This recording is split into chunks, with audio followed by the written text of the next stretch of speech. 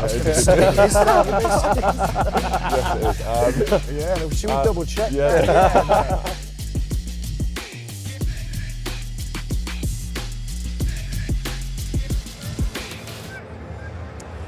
Hello, a very good evening. We're live here on O2 Inside Line, live at a bouncing Allianz Stadium. England coming from behind to beat France. A last-minute score from Elliot Daly. We're going to get 3 players and their reaction here with you pitch side. Former England winger Chris Ashton was doing commentary for the BBC up in the gantry.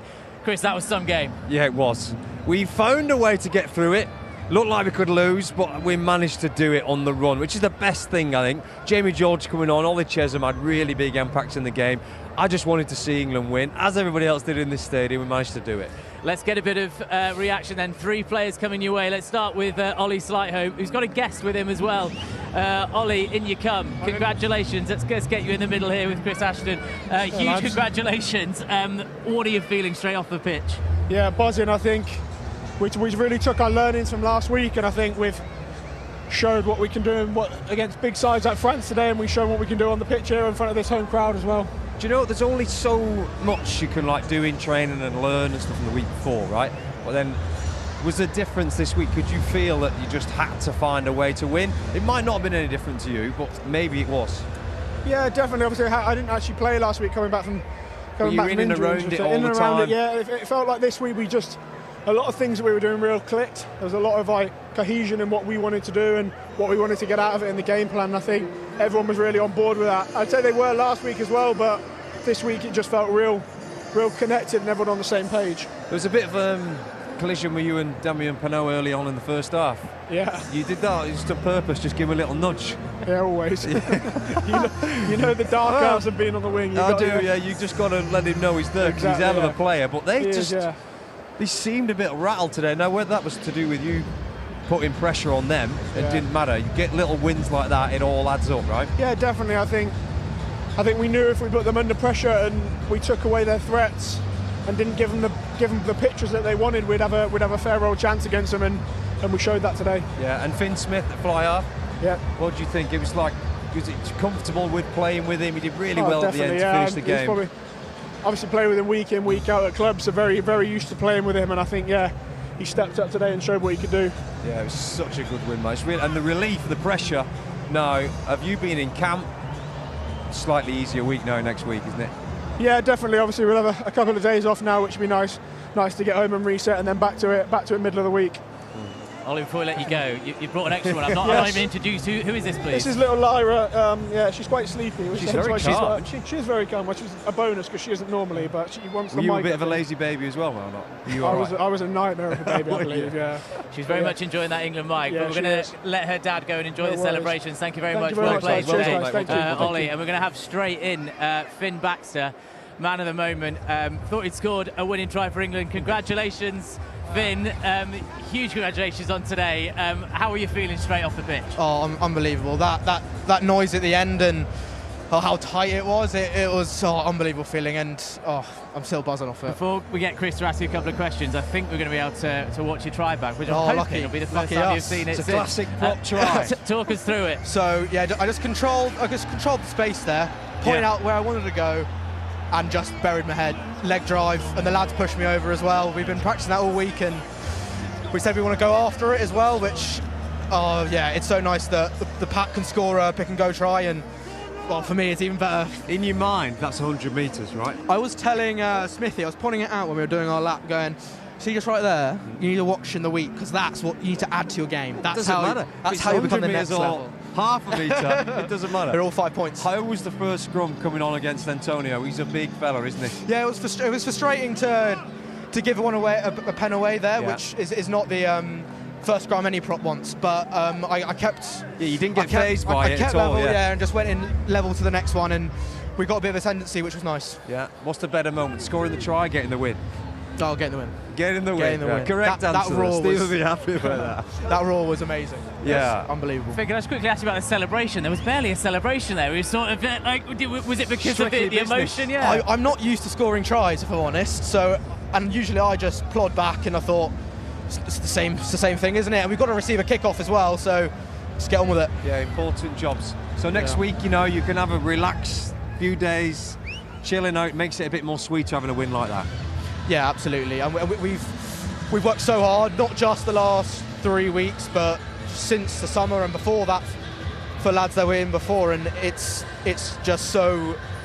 It's brilliant to get the result. We've worked so hard. Did anything feel different today compared to the other weeks? Oh look, we still made mistakes, and we're still not the finished product, but that execution was another level. Yeah, well done, mate. Great win. Thank you very much. Finn, congratulations. We'll let you go enjoy your celebrations. And we've got them here back and forth. Alex Mitchell coming in as well, the England scrum half. Alex, huge congratulations. Thank you very much for joining us. We're just talking there to Finn, one of the great tries from very close range.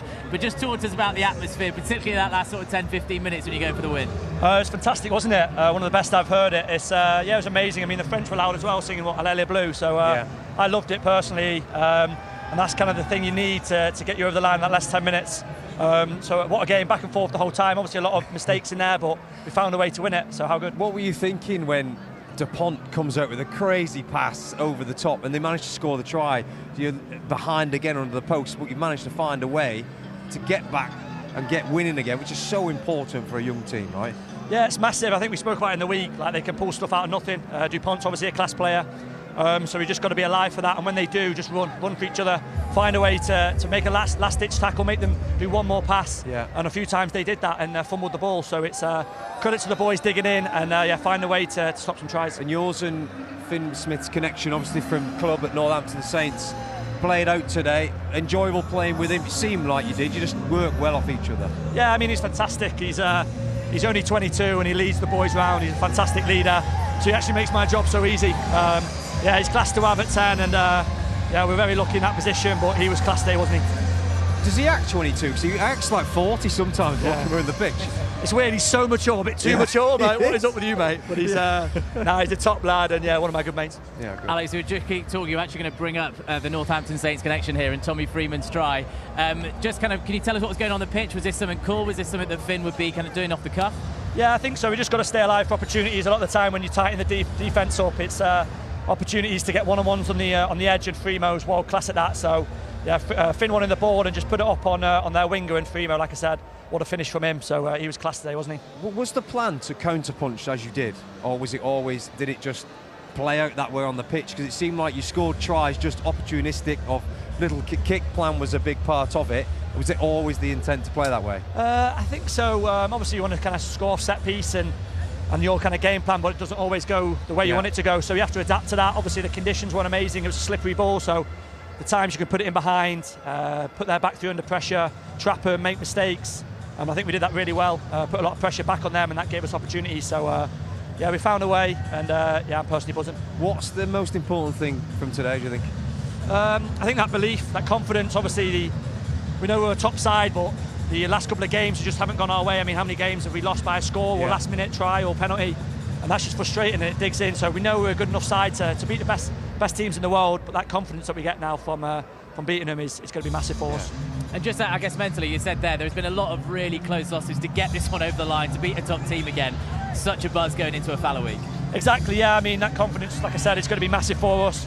That fallow week to try, and obviously there's a lot of touch-ups, there's a lot of a few mistakes in there that we need to work on, and that's just the exciting thing, how much we can do. I think Ellis Genge wants to come have a word. Yeah, it's fantastic for us. So hopefully, I don't know what Genji's doing here. I don't want to know. He said, what did he do to your bed this week?